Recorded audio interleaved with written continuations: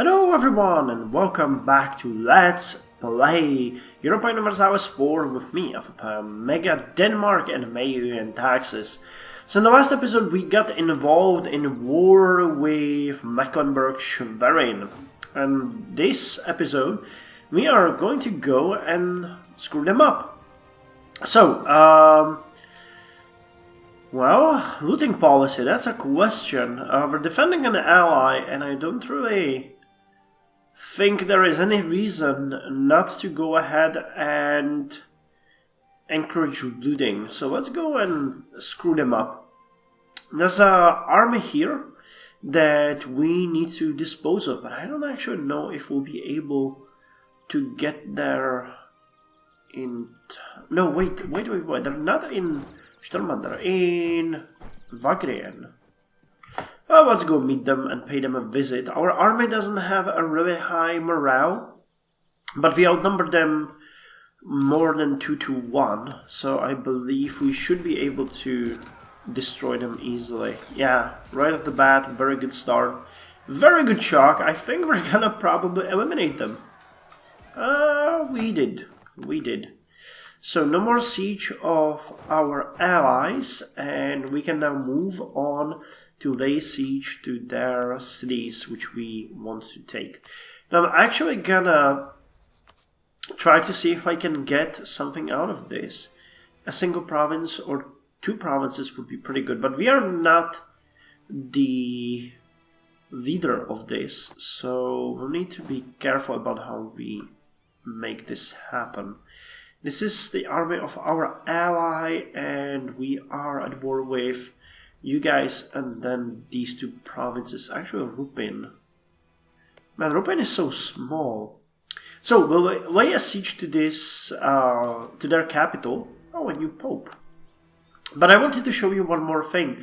I noticed that somehow Meissen became really big. And I mean really, really big. Okay, we lost our rival. Why didn't you show me that? Come on. Game. Okay, the map decided to be foolish. Okay, now it works. So this entire area is Meissen. They got... Oh, okay, I need to get rid of this. They got so many provinces that they are quickly becoming a local powerhouse. So Bohemia will have a big problem at its hand in case Meissen allies with Austria. As far as development goes, Prague is still one of the most developed provinces in the area, but Meissen is right behind them with Chemnitz, and, well, their capital is not that good, but Chemnitz has 25 and Prague has 26. So we might expect some shit to go down there. I'm really interested. So we do have cannons. Wismar has very low amount of troops or garrisons. Actually, what the hell? How did we get 19%?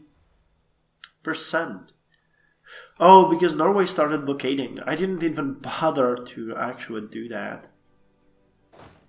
Let's go ahead and see what we can do. Now, what would the repercussions be if we went out? 12.4 aggressiveness. And we lose another 25 prestige due to signing a separate peace. Okay, well, let's not do that. Let's just allow our allies to handle this. We'll just conquer these provinces and see how that goes. I feel like the game is trying to throw me a bone here, but I don't like it. Sorry, I think this would be pronounced.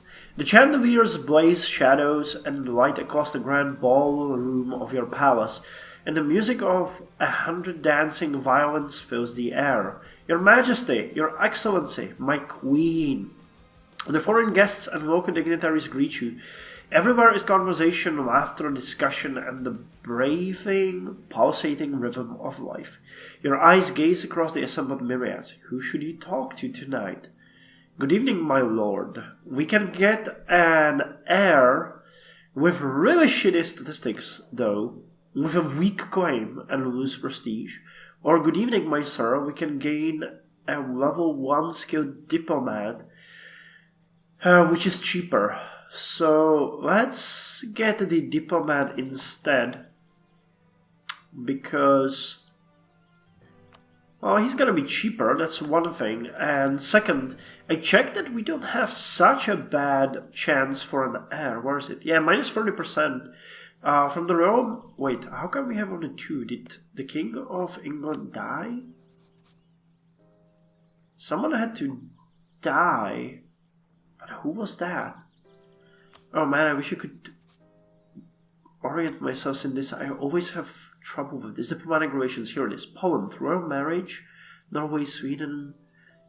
Okay, Scotland and Stettin. Okay, nobody died. But how come it gives only 20%? I thought it was giving more. We can sign an extra royal marriage now, so let's do it with Schleswig-Holstein. We're already defending them, so it's actually a pretty cool thing. That's gonna give us another slight bonus, I think. News of a holy war. News has reached us that one of our fellow Catholic countries has become embroiled in a bitter war of religions. Who is Castile attacking? No one. Huh. A past Catholic ruler might try to help them defeat the rebels. Oh, they got rebels. Okay. And we now have a royal marriage with Schleswig-Holstein.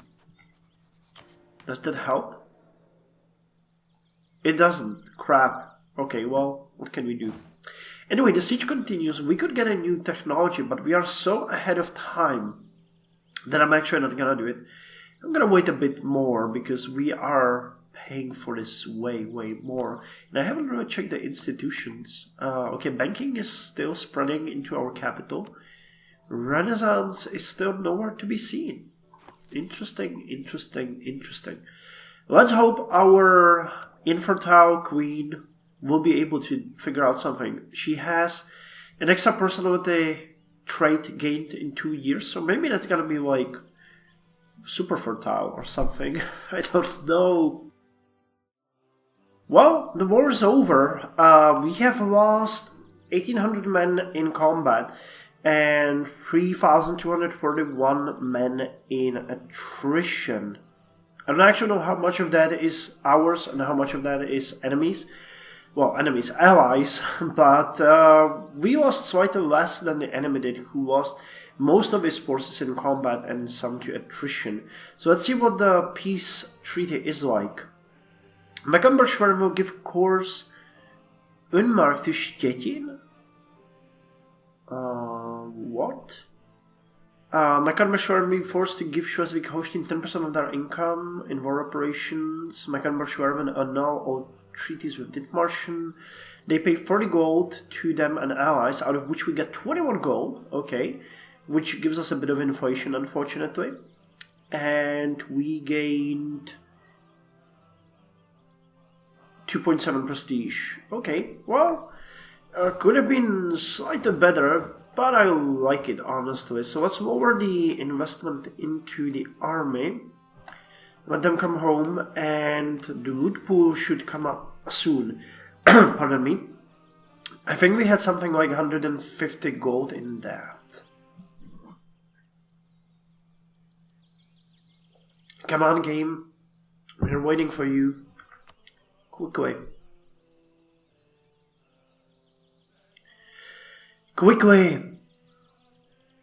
Oh man. That event has some trouble. Maybe we need to send our troops back home or something.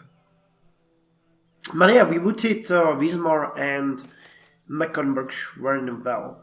Okay, noble levies return home, and yeah, it's actually not bad. We can get 10 to the treasury, which increases stability, and we get nearly 15 gold. Perfect. The rest goes on to various provinces. This war was a success.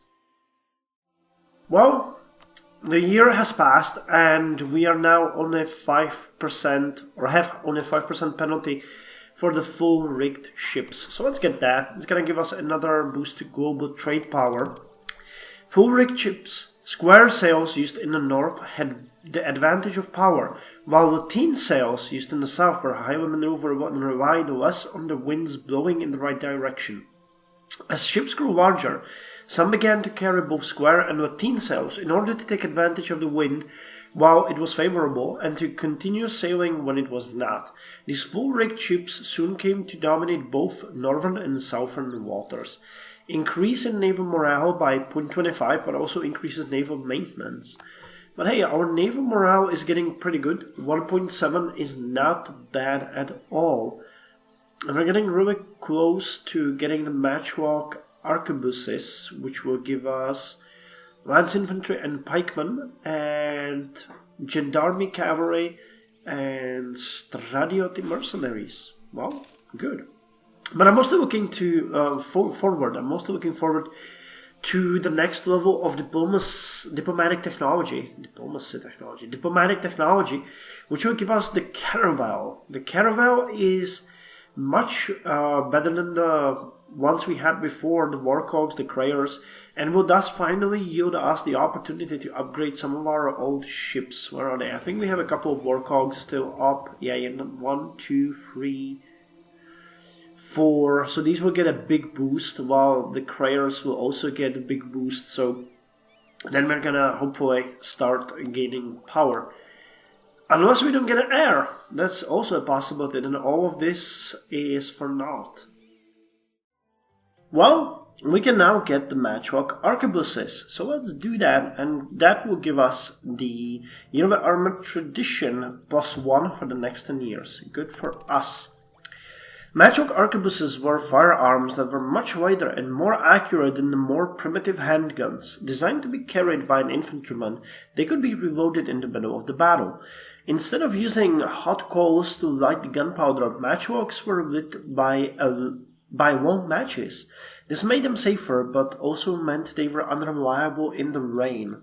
Infantry fire increased by 0.1, cavalry fire increased by 0.08, and we get the new units. So let's look at those. Okay, we can now get either pikemen or lance infantry. Well, pikemen are much better in defense than in offense. I think lance infantry would be better, because that one is an upgrade to everything we have right now. Okay, let's go with the lance infantry. Knights and men-at-arms were effective soldiers, but not effective armies. Although highly trained and heavily armored, they fought in small units, and their tactics and arms varied immensely. During the 14th century, some countries began to try and regulate them, placing them into larger units and standardizing their weapons and tactics. By the end of the 100 Years' War, the French had developed a standard unit consisting of lances that each contained men-at-arms, archers, and supporting foot soldiers, allowing them to work and fight together with more discipline. Okay, let's get the lance infantry, and as far as cavalry goes, we are having what? Runner cavalry. Okay. So now is the question... Actually, these guys are completely the same. Gendarme cavalry or...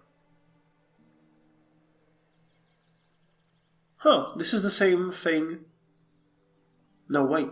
Knights and men-at-arms are effective soldiers but not effective armies. Although highly trained and heavily armored, we've read this. By the end of the 100 Years' War, the French developed a professional class of gens d'armes, men-at-arms, armored cavalry who were not nobles and so were willing to take orders and fight in large units. Okay, let's go with these. Those seems good. We are meanwhile going to diplomatic technology level 14 and administrative technology level 10. How are we doing on technology? Well, slightly behind, but it's only the problem of the administrative technology. Other than that, we are at peak military and naval technology levels. Okay, in another news, I managed to convince Poland to sign an alliance with us, so now we are allied with one of the most powerful countries in Europe. Skåne is no longer the seat of a cardinal. Okay. And Ode from Denmark, Danish cardinal dies. But we're still gaining quite a lot of papal influence, that is good.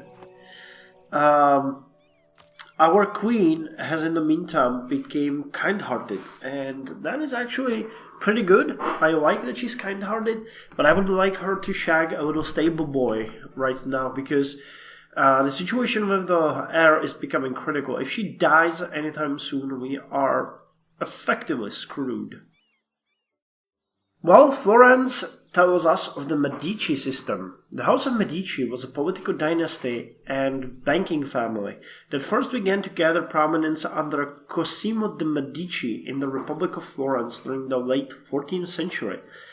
The family originated in the Mugello region, I guess this might be Mugello region, of the Tuscan countryside, gradually rising until they were able to found the Medici Bank.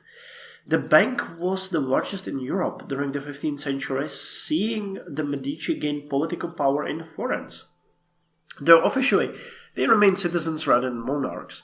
Their wealth and influence initially derived from the textile trade guided by the Guild of the Arte della Lana.